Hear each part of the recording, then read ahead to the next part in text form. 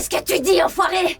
Et là, tu le trouves encore banal, mon style de combat? Maëva Méline, comédienne, chanteuse et spécialisée dans le doublage. Je m'appelle Sid Kageno. Ravi d'être avec vous.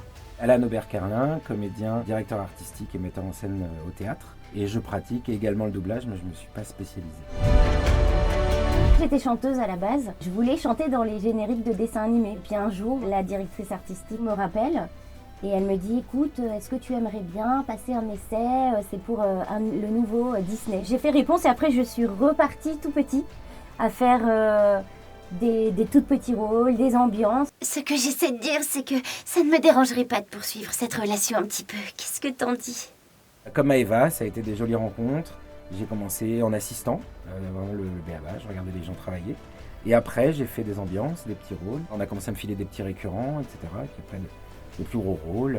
Même si j'étais le tout dernier être humain sur la planète, mon seul but serait de devenir l'éminence de l'ombre.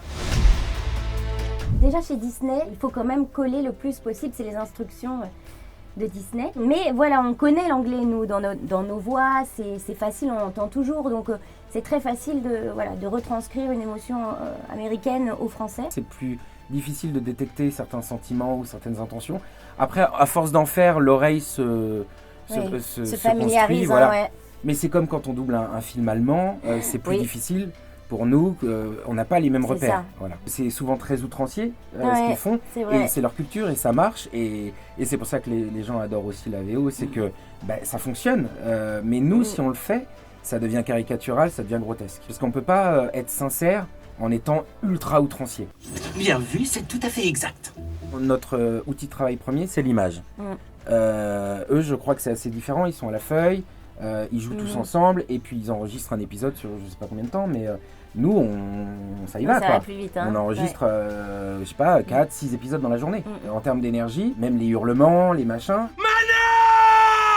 C'est sûr que nous, au bout d'un moment, on fatigue parce qu'on a une masse de travail sur une journée qui est beaucoup plus importante que les Japonais. En studio, on a un trio, il y a l'ingé son, il y a le DA et il y a le comédien. C'est un trio hyper solide. Moi, j'aime bien ce rapport étroit qu'on a entre ces trois acteurs dans la synchro. C'est vraiment un travail d'équipe. La première fois, c'est la DA qui est là pour nous dire « Ok, ton personnage, c'est lui, il fait ça, il pense comme ça, il est comme ça. » Donc t'as compris là, Alan, en gros, c'est parce qu'elle veut pas se taper le Zénon. Ouais. Elle veut pas sortir avec lui et du coup, c'est pour ça qu'elle te courtise. D'accord. Elle veut s'afficher avec un mec pour que lui arrête de la brancher tout le temps, quoi. Heureusement qu'on a quelqu'un qui nous drive, qui nous dirige et qui nous épaule en disant « Ah non, attention, ça, ce que tu fais, c'est un contresens parce que ton personnage après va faire ça, il a telle relation avec tel personnage. » Elle a un côté très réservé. Elle a un passif assez lourd.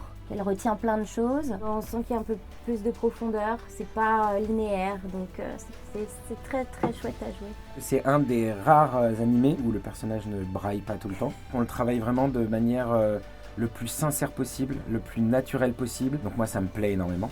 Ouais, ça va, je sais, mais j'avais effectivement un gage.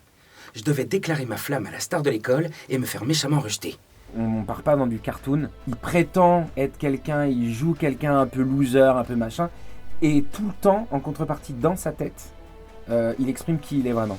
Donc il y a toujours ce rapport un peu chaud-froid tout le temps, qui m'amuse beaucoup. Et puis il a envie depuis longtemps d'être quelqu'un très badass, très dark. On l'a travaillé, le I Am Atomic. Ah ouais. C'était pas difficile, mais ça a pris du temps parce qu'on voulait vraiment être raccord VO. Parce que c'est quand même, je trouve, énorme ce qu'ils ont fait. I am atomic. On a vraiment essayé plein de techniques différentes, loin du micro, très proche, puisque le atomique est tellement... le micro était là, quoi. Et du coup, moi, j'avais juste à... Atomic.